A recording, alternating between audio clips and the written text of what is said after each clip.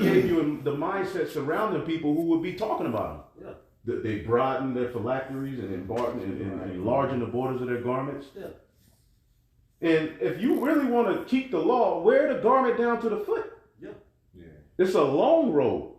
Aaron wore long robes. It wasn't like t-shirts. Quarter length. The garments, and you put fringes. They had to be hanging everywhere so that you wouldn't sin. That you could look at the fringe and know not to sin. Yeah. Fringes, bells, a frontlet. You gotta have all that. Understand that when you, that's what the fringes are spiritual with us. That's why we don't wear them everywhere. Because you don't need to be able. We don't have to look down at this point to not go off. But on the flip side, you got the fringes on all the time, and y'all doing all kind of madness. Bro, they told you to go get the jab with fringes on. Mm-hmm. Yeah, you have people telling their congregation, hey, the dude killed Joy Morgan with the fringes on. Dude sent the picture of his rod to another brother's wife. Yeah, sit next to him. Move the fringes out the way so he can get it. Move the fringes out of the way. So obviously the carnal aspect of the law, which that's why the Lord, man, he's cold. He transferred it from the Levitical priesthood to grace because Jake wore that system out. Yeah. Per usual, man. And the people who the Lord had the most fault with were masters in the law. Right. You know what I'm saying? That's who Yahweh Shai constantly was going back and forth with. Yeah. What's that, Matthew 23? The curse act chapter? Yeah. He was talking to them. That's who he was talking to. They perfect in the law, though.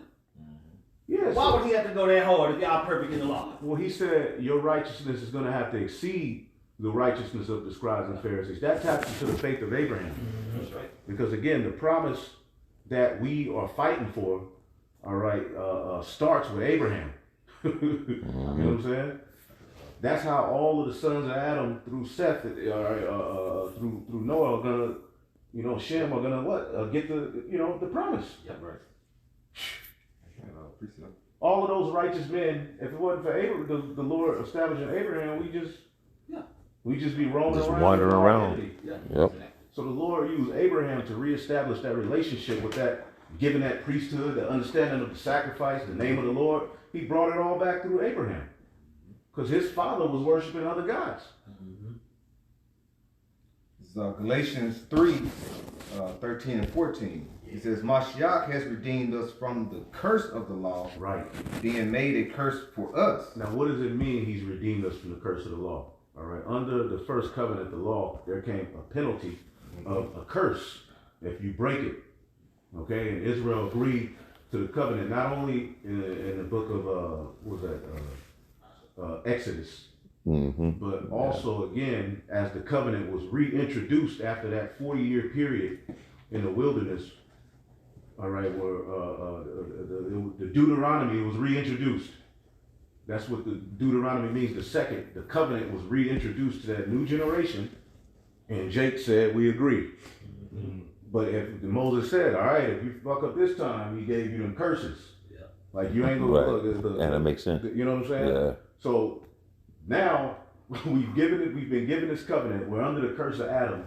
All right. But we've agreed to regulations surrounding being perfect and imperfect flesh. Right. So ultimately the Lord gave us the law as a means for us to understand how imperfect we are and how much we need Yahweh Shai. He wanted us to be subject to hope in his son. That's how he set it up. Okay? And if you have hope in his son, there's a way you're going to walk in the planet Earth that's in line with obedience. Okay? And it goes far beyond carnal ordinances of the first covenant. Because, again, the fringe itself points to Yahweh Shai. That's who you look to. You were to look to the fringe to say, I'm not going to do this. Okay, it's the Sabbath. Oh shit, let me stop. You know, the fringe was a reminder of you need to be righteous, right? Under that first covenant, because Israel continuously sinned. So now, who do we look to know how to walk? Who do we look to as a reminder? All right, Yahweh Shai. That's in the book of Hebrews, right? Looking to Yahweh Shai. I forget how it's written. You could type in looking, maybe it's in the book of Hebrews, but that's what we look to, all right? For the author and finisher? Yep. It's something, maybe it may be it. in the middle of Galatians I think 3 that's and it. Yeah, 13. start over. Oh, come. This is Galatians 3 and 13. It says, Mashiach has redeemed us from the curse of the law, being made a curse for us, for it is written, cursed is everyone that hangeth on a tree, that the blessing of Abraham might come on the Gentiles. See, because we're the Gentiles. The Gentiles were scattered. They were cut away from those customs.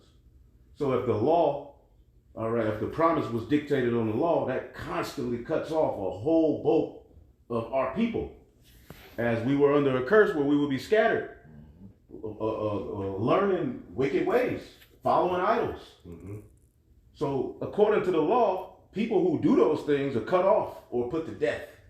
If you miss the Passover, you're not a part of our family no more. Right. You're on the outside. If you don't send representation, you don't come, you don't report in 3 times a year under that covenant, you ain't an Israelite. Bye. You keep this. If you profane the Sabbath in any way, you could either be subject to death or cut off from your people. That's what I'm saying. And keeping it to the letter of the law is impossible. Right. In this captivity that we in. And you saying that, you putting a curse on yourself. Yep. You up under the curse because now the Lord will come back and he's going to use the standard of what you needed to do on the Sabbath under that first covenant and apply it to you. So now you don't have the blood of Yahweh Shai. See? So the Yahweh Shai redeemed us from the curse of the law so that we could get the promise. Right. That was just like what Paul said, let no man judge you and me go and drink on high holy days. Right. That's mercy right there. Yeah. You see? And Jake messed that up. Yeah. You know what I'm saying? It's not what day you keep it on, you know what I'm saying? But it's a way to do it if you're gonna do it properly. You see? So even with Paul through the Spirit bringing mercy, saying, look, don't even worry about all that. Just focus on this, and this. Jake goes there. Yeah.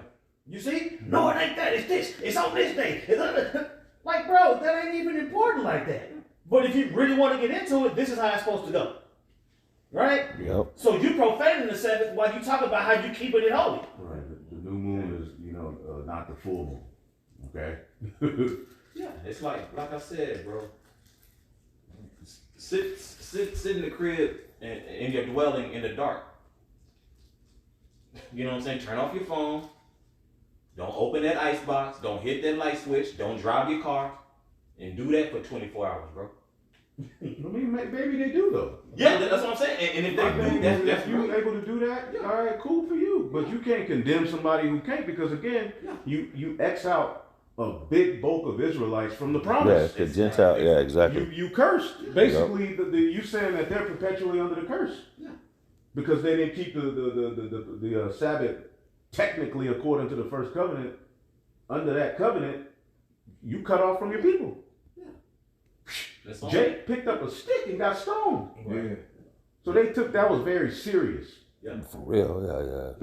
So if anything, we're thanking Yahweh Shah for lifting that burden. Now, do we just wild out on the Sabbath? Nah, man. But ultimately we lean on Yahweh Shah, man. That's right. And you can keep the law to the letter. But if you're not leaning on Yahweh Shai, it don't matter. Yeah. You see? That's what I'm saying. It's a demon on you to think that you can keep the law in this captivity. You know what I'm saying? Yeah. The scriptures are against that. Right. That's why the mercy is so important. Like, bro, you don't realize how important the blood of Yahweh Shai is when you say stuff like that. Right. Walking in the Spirit fulfills the law. Yep. Okay. That's how the law is fulfilled. If you walking in the Spirit, you doing the things, all right, that are beneficial to life.